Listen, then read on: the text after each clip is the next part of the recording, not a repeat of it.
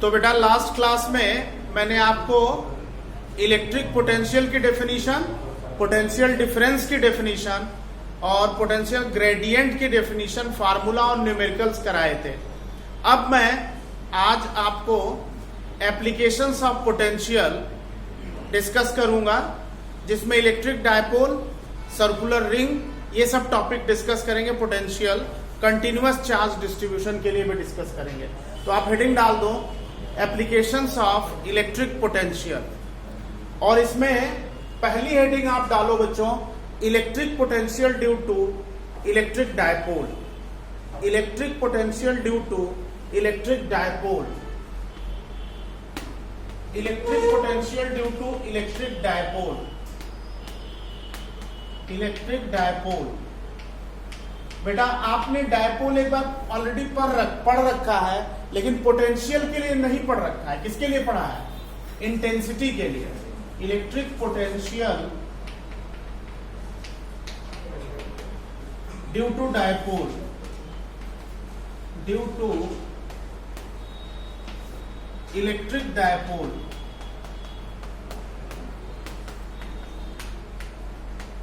What is electric dipole? Electric dipole, system of equal and opposite charges separated by small distance is called electric dipole। मतलब एक बहुत small separation के साथ दो opposite charges अगर हैं तो इसको हम इलेक्ट्रिक डायपोल कहते हैं बच्चों।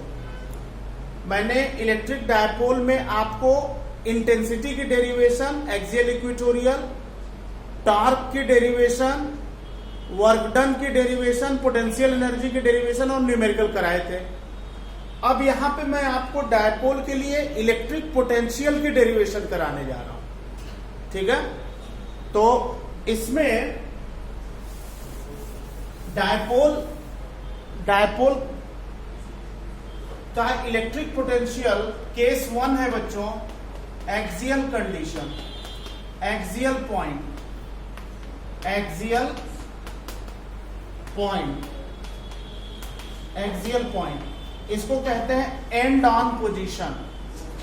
Axial point and on position, and on position. देखो बेटा ये इलेक्ट्रिक डायपोल है, माइनस क्यू प्लस क्यू, ये इसका सेंटर है, लेंथ L, लेंथ L, क्योंकि डायपोल लेंथ मैंने 2L ली थी, और यहां पे एक रेफरेंस पॉइंट है कैपिटल P, सेंटर से डिस्टेंस इस पॉइंट की, ये सेंटर अगर ये सेंटर है O, तो यहां से इसकी डिस्टेंस स्मॉल r है बेटा। इस वाले चार्ज से पॉइंट की डिस्टेंस कितनी हो जाएगी? r minus L। इस वाले चार्ज से कितनी डिस्टेंस हो जाएगी? r plus L। Draw this figure, draw this figure। Dipole movement किधर होगा? डायपोल मूवमेंट किधर होगा? नेगेटिव से पॉजिटिव की तरफ, ये डायपोल मूवमेंट होगा, ठीक है बेटा?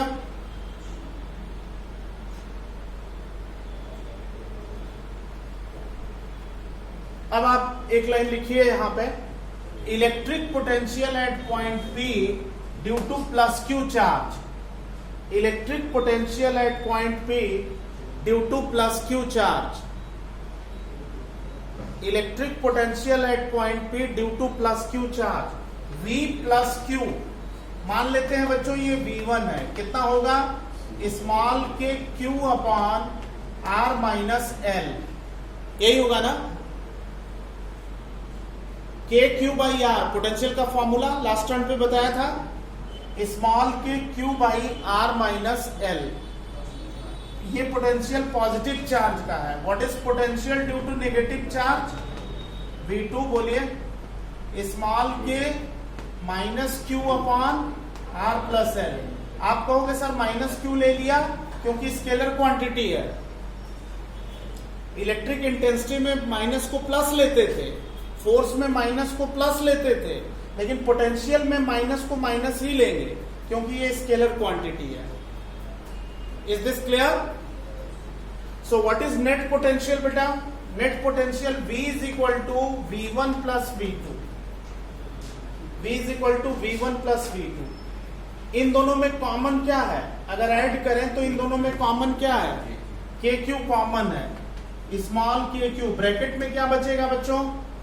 1 upon R minus L minus 1 upon R plus L। इसको आप एलसीएम लेके सॉल्व करो, ब्रैकेट टर्म को एलसीएम लेके सॉल्व करिए। यहां ऊपर कर देता हूं मैं।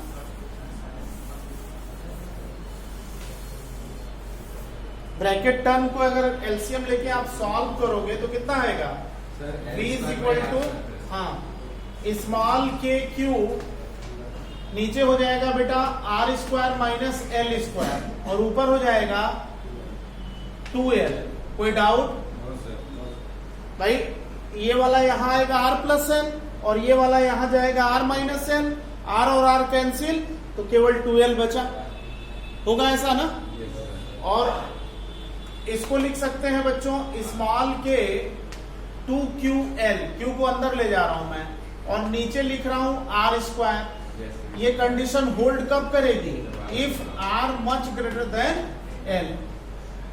अगर R L से बहुत बड़ा है तो L स्क्वायर को नेग्लेक्ट कर देंगे तो R power 2QL dipole movement है। 2QL क्या है? Dipole movement. तो एक्सियल पॉइंट पे डायपोल का पोटेंशियल आ गया बेटा small k P by R square.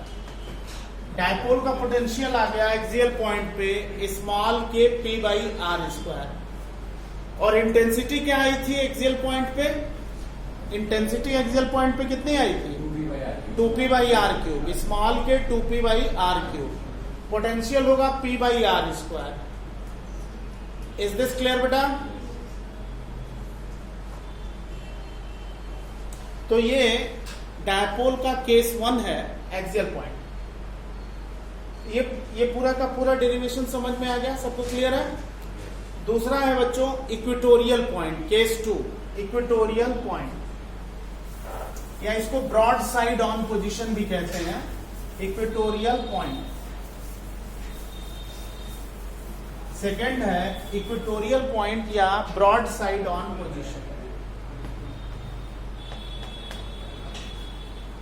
Equatorial point या ब्रॉड साइड ऑन पोजीशन। देखो बेटा ये डायपोल है, this is a dipole, minus q plus q, minus q plus q. Equatorial point है P, यहां पे पॉइंट P है, ये L और ये R है बच्चों।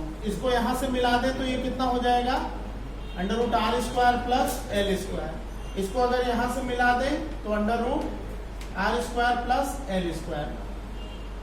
पॉइंट P पर प्लस Q चार्ज का पोटेंशियल, पॉइंट P पर प्लस Q चार्ज का पोटेंशियल V1 कितना होगा? Small k Q by under root R square plus L square. और इसी तरह से नेगेटिव चार्ज का पोटेंशियल V2 कितना होगा बच्चों? Small minus Q by under root R square plus L square. अब नेट पोटेंशियल अगर हम V1 प्लस V2 करेंगे तो ये इससे कैंसिल हो जाएगा, 0 आ जाएगा। अगर इन दोनों को ऐड करें तो ये पॉजिटिव वैल्यू और ये नेगेटिव वैल्यू कैंसिल आउट हो जाएगी। कैंसिल आउट हो जाएगी तो पोटेंशियल 0 हो जाएगा। इसका मतलब इक्वेटोरियल पॉइंट पर डायपोल का पोटेंशियल ऑलवेज क्या होता है बच्चों? 0। डायपोल मूवमेंट P इधर है, इक्वेटोरियल पॉइंट पे पोटेंशियल 0 होता है। एक्सियल पॉइंट पे P बाई R स्क्वायर होता है।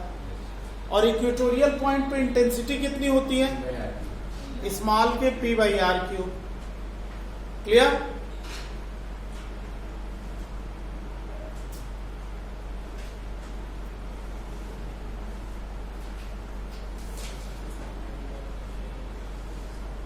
अब इसमें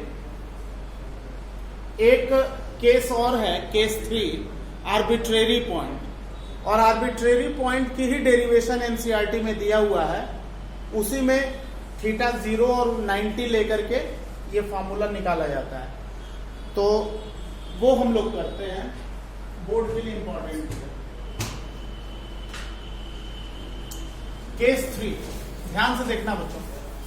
केस 3, आप मुझे ये बताओ आर्बिट्रेरी पॉइंट पर इलेक्ट्रिक फील्ड डायपोल का कितना होता है? स्मॉल के P/R³ √1 + 3 cos स्क्वायर थीटा। याद है? केस 3 बताया था इक्वेटोरियल पॉइंट, आर्बिट्रेरी पॉइंट का axial equatorial arbitrary electric intensity का फॉर्मूला बताया था। आर्बिट्रेरी पॉइंट पे इलेक्ट्रिक इंटेंसिटी का फॉर्मूला कॉपी में देखिए मैंने निकाला है, स्मॉल के P/R³ √1 + 3 cos स्क्वायर थीटा निकाला है ना। तो आर्बिट्रेरी पॉइंट पे केस 3 देखो बच्चों, ध्यान से देखिएगा। केस 3, अगर ये केस 3 है बच्चों तो ये आर्बिट्रेरी पॉइंट है, आर्बिट्रेरी पॉइंट है। आर्बिट्रेरी पॉइंट क्या मतलब है इसका? ध्यान से देखिए, ये डायपोल है बेटा, दिस इज ए डायपोल, ये डायपोल है -q + q। डायपोल मोमेंट किधर है? राइटवर्ड है। आर्बिट्रेरी पॉइंट का मतलब ये हुआ कि एक रेफरेंस पॉइंट जो इंक्लाइंड है, ये रेफरेंस पॉइंट है और ये r डिस्टेंस पे ये एंगल थीटा, ये आर्बिट्रेरी पॉइंट है। आपसे आर्बिट्रेरी पॉइंट पे पोटेंशियल आप निकाल लोगे तो थीटा 0 रखते ही एक्सियल का फॉर्मूला आएगा और थीटा 90 रखते ही इक्वेटोरियल का फॉर्मूला आएगा। और थीटा 30, 60, 120, 135, 270, 360 किसी भी एंगल के लिए इमीडिएटली आप निकाल सकते हो पोटेंशियल। 30 डिग्री पे निकालना है, थीटा की वैल्यू 30 रख दो, पोटेंशियल आ जाएगा। Is this clear? ध्यान से देखो बच्चों, ये डेरिवेशन एनसीईआरटी में जिस मेथड से दी है that is most complicated method. आप वो मेथड यूज ही नहीं करोगे डेरिवेशन में, ठीक? आप खोल के देख लेना, मैं जो बता रहा हूं वही आप बोर्ड में लिखोगे, वही डेरिवेशन आप करोगे और उसी तरह से लिखोगे, ठीक है? एनसीईआरटी वाला समझ में भी नहीं आएगा तो आपको करना कैसे है, बिकॉज ये डेरिवेशन 3 मार्क्स में आ सकती है। इसको बेटा यहां से मिला दो और इस वाले चार्ज को फिर यहां से मिला दो। ये डिस्टेंस r है बच्चों, ध्यान से देखिएगा। ये रेफरेंस पॉइंट P है, आर्बिट्रेरी है। डायपोल की लेंथ 2l है तो ये l हो गया। इस लाइन को पीछे बढ़ा दो बच्चों, जब आप इस लाइन को पीछे बढ़ा दोगे, ये l है, ये थीटा है तो इसके सामने का ये एंगल थीटा हुआ, ठीक है? अब देखो बेटा करना क्या है आपको, आपने ये वाला एंगल अगर थीटा ले रखा है, ये वाला एंगल थीटा लिया हुआ है, तो आप यहां से इस पॉइंट से इस लाइन पे एक परपेंडिकुलर ड्रॉप कर दो बेटा। ये एंगल थीटा है और ये वाला एंगल 90 है। ये एंगल थीटा है, ये परपेंडिकुलर है तो ये एंगल 90 है। बात समझ में आई? ये एंगल 90 है, ये 90 है तो ये वाला भी 90 है। ये परपेंडिकुलर है, ये परपेंडिकुलर लाइन है। अब आप देखो बच्चों, आप मुझे ये बताओ, ये एंगल थीटा है, ये एंगल 90 है, ये साइड L है, ये साइड L है, तो ये वाली साइड कितनी है बताइए? ये वाली साइड कितनी है भाई? ये L है, ये थीटा है, ये 90 है, तो ये वाली साइड कितनी है? L cos theta. क्या है भाई? cos theta is base upon hypotenuse. cos theta is base, मान लो ये x है, सपोज कर लो ये x है बेटा, ये वाली साइड x है, तो cos थीटा यहां पे कितना होगा? इस राइट एंगल ट्रायंगल में cos थीटा कितना होगा? cos थीटा होगा x/l। तो ये जो x है ये L cos थीटा है। कोई डाउट? क्लियर बच्चों? अगर ये -q है और यहां से परपेंडिकुलर डाल दूं इस वाली लाइन पे, ये एंगल थीटा है बेटा, ये L है, तो ये वाली साइड है, ये वाली साइड, ये सेंटर O है, तो ये वाली साइड कितनी होगी? ये L है तो ये वाली साइड भी L cos थीटा होगी। ये भी तो L cos थीटा ही है भाई। आप यहां से ये वाली साइड मैं पूछ रहा हूं, तो आप क्या बताओगे इसको आप बताओगे L cos थीटा। आप इसको बताओगे बेटा L cos थीटा, बताओगे ना। अब आप मुझे देखो बेटा, ये L cos थीटा और यहां से लेके यहां तक टोटल R है। इस पॉइंट से लेके इस पॉइंट के बीच की डिस्टेंस स्मॉल r है, ये L cos थीटा है, तो ये वाली डिस्टेंस कितनी है? ये वाली डिस्टेंस कितनी है? r minus L cos theta.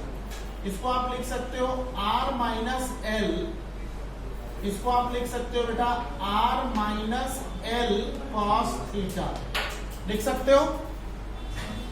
ये वाली side r minus L cos theta हो गई। समझने की कोशिश करो,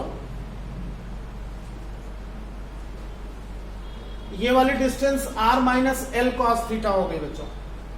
अब देखो, अब यहां पे कंडीशन होल्ड करेगी कि angle is very small for small angle theta. अगर ये एंगल थीटा स्मॉल है तो ये वाला एंगल भी स्मॉल है, और अगर ये वाला एंगल स्मॉल है तो इसका मतलब है कि ये वाली साइड और ये वाली साइड बराबर है। भाई देखो, इस एंगल को बहुत छोटा मान लेते हो तो ये दोनों लाइन कोइंसाइड कर जाएंगी कि नहीं कर जाएंगे? करेंगे ना। तो इसका मतलब अगर ये side r minus L cos theta है तो ये वाली साइड कितनी होगी? r minus L cos theta.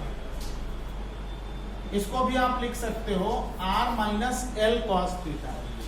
इसको आप लिख सकते हो बेटा r minus L cos theta.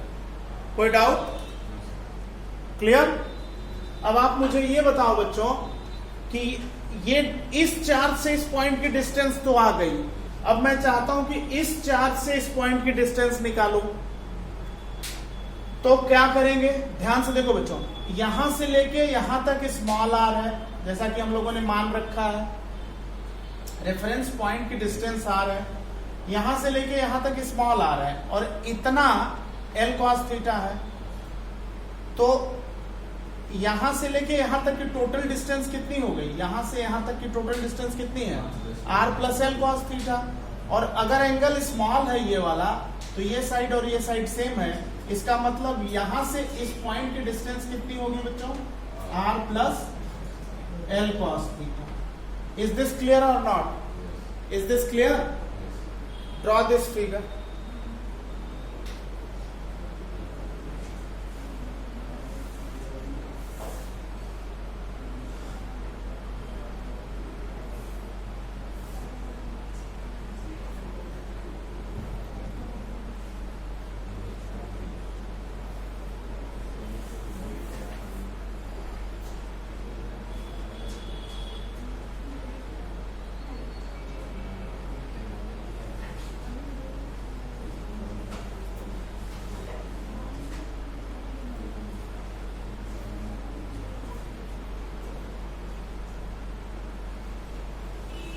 Done बच्चों, ड्रॉन द फिगर। अच्छा, अब आप यहां पे लिखिए potential at point P due to plus Q charge. लिखिए potential at point P due to plus Q charge. Potential at point P due to plus Q charge. V plus Q, V1 मान लेते हैं बच्चों। क्या होगा? Small k Q upon r minus L cos theta. Clear? Small k Q by r minus, इस charge से इस point की distance r minus L cos theta. अब इस वाले पॉइंट पे इस वाले चार्ज का पोटेंशियल V माइनस Q। बोलो बच्चों, V2 बोलिए। Small k minus Q upon r plus L cos theta. r plus L cos theta. Net potential V1 plus V2। क्या कॉमन है बच्चों इन दोनों में? इन दोनों में कॉमन क्या है? इन दोनों में कॉमन है स्मॉल के Q और अंडर ब्रैकेट इसको नीचे लिखता हूं मैं, small k q under bracket what 1 upon r minus l cos theta minus 1 upon r plus l cos theta, ये है। अब आप इसको एलसीएम लेके सॉल्व करो, 3 मार्क्स की डेरिवेशन है ये बोर्ड के लिए। अब इसका एलसीएम लेके आप सॉल्व करो, देखो कितना आ रहा है।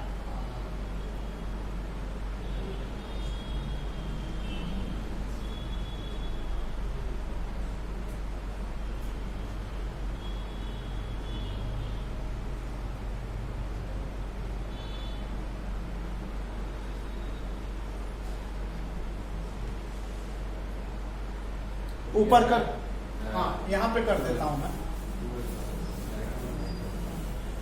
2l cos theta by r minus r square minus l cos theta का हो चुका है। इसको ऊपर हम लिख सकते हैं k q 2l cos theta divided by r square minus l square cos square theta, यही है ना? यही है। और 2ql क्या है? What is 2ql? Dipole moment. 2ql cos theta divided by r square, कब? If r much greater than l। If r much greater than l, then l square cos square theta को neglect कर देंगे, तो नीचे हो जाएगा r power 2 बच्चों। तो हम potential due to dipole at arbitrary point क्या मिल जाएगा? स्मॉल के, बोलिए क्या मिलेगा? Small k p cos theta divided by r square. Small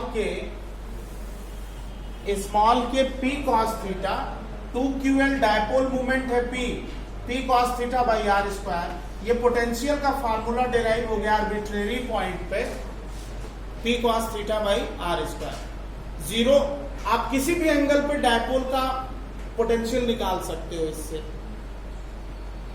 जैसे आर्बिट्रेरी पॉइंट पे इलेक्ट्रिक इंटेंसिटी हमने निकाला था small k p by r cube under root 1 plus 3 cos square theta.